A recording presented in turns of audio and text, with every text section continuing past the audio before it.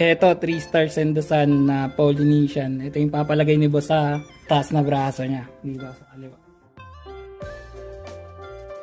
Ngayong araw, isang murang tattoo na naman ang ibibigay natin para sa mabarkadang basketbolero na bolero na dinayo pa natin ng home service dito sa Clark, Pampanga, all the way from Baras, Rizal, sakay lang ng motor. Grabe yung pinagdaanan ko, pambihira.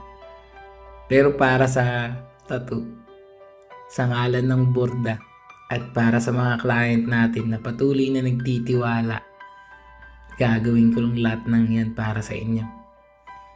Anyway, client requested 3 stars in the sun, Polynesian sa kanyang kaliwang left arm na medyo sakop yung shoulder.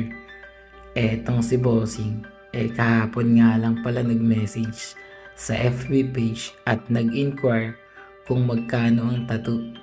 Di ko na siya kailangang pakiusapan dahil sa ang bilis-bilis niyang kausap. Di na kailangan na mag-usap magdamag dahil matagal na daw niya iniisip sa isip to. Kaya daw wala nang atrasan. Sipin mo yun. Ano daw?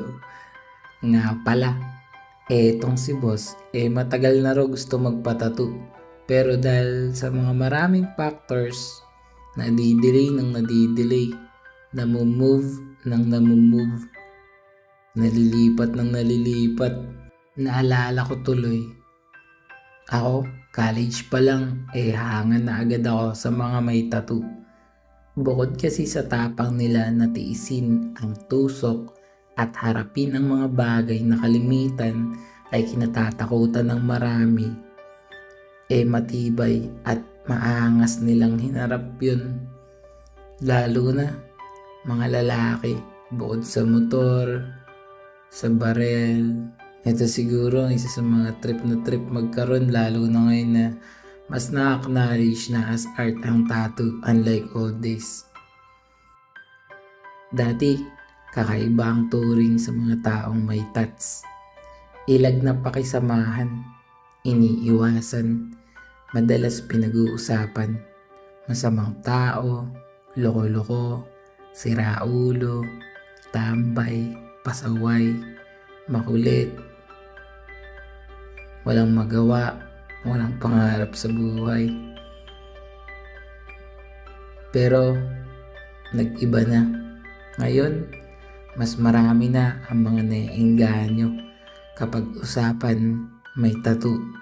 Mga salitang papasok sa isip, may pera, maporma, may dating, successful, may talent, at marami pang iba na magagandang mga katangian gaya sa mga taong tinitingala at hinahangaan.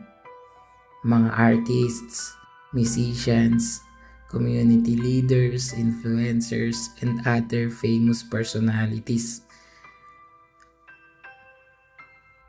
Etong si client, isa sa mga dahilan niya dito sa tattoo, ang kanyang pagiging basketball player. Player pala, sorry naman. Nabanggit ko lang Eto, isa sa mga palagi ko naririnig sa maraming kritiko. Pagka daw maitim ka, di daw bagay sa'yo ang tattoo. Pag daw di ka maputi, ang dumi daw tignan. Eto, sarili kong opinion lang. Ang tattoo, una sa lahat, hindi yan para sa ibang tao.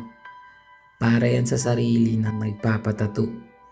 Di man yan ma-appreciate ng ibang tao, wala na silang pake dun. Marami akong kilala na natutulungan ng tattoo. Yung iba, nakapagpadagdag ng confidence nila.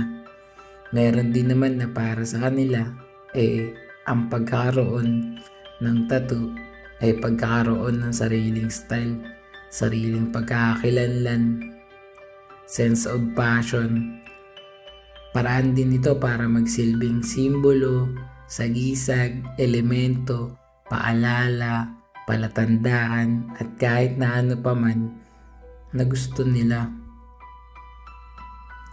Ang importante ay mayroon tayong kanya-kanyang rason. Masaya at makabuluhan para sa atin ang napili nating disenyo na ibuborda sa sarili nating balat. Para sa akin, may karapatan ang iba na magpahayag ng saloobin. Wala namang nagbabawal. Pero dapat ay di nila pilitin ang iba na magbago nang dahil lang sa magkaiba sila ng pinaniniwalaan. Mas mabuti pa rin na magtulungan tayo umunlad. Ibahagi natin ang mga nasa isip, pero dapat lang naman na isipin natin mabuti. Ulitin ng ilang ulit bago sabihin para nang sa ganun hindi tayo makasakit at pagsisiyan ng mga salita na nabitawan na.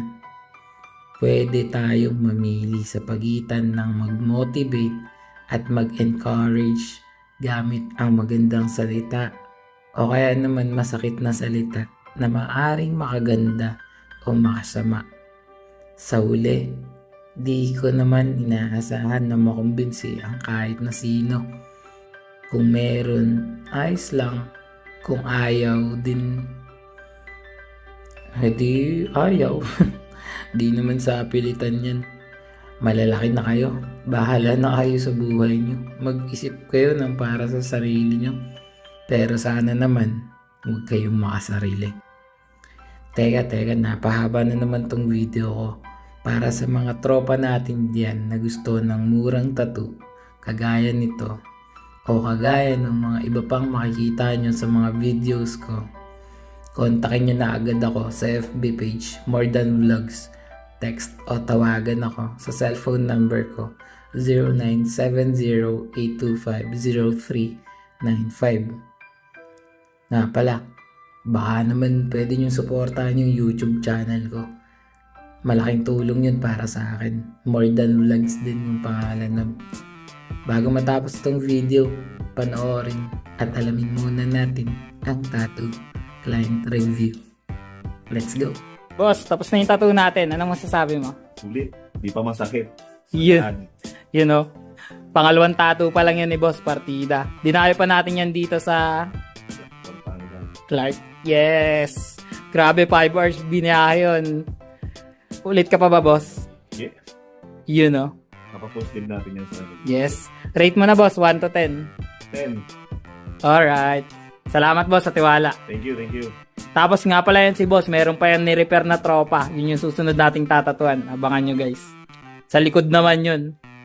Salamat ulit.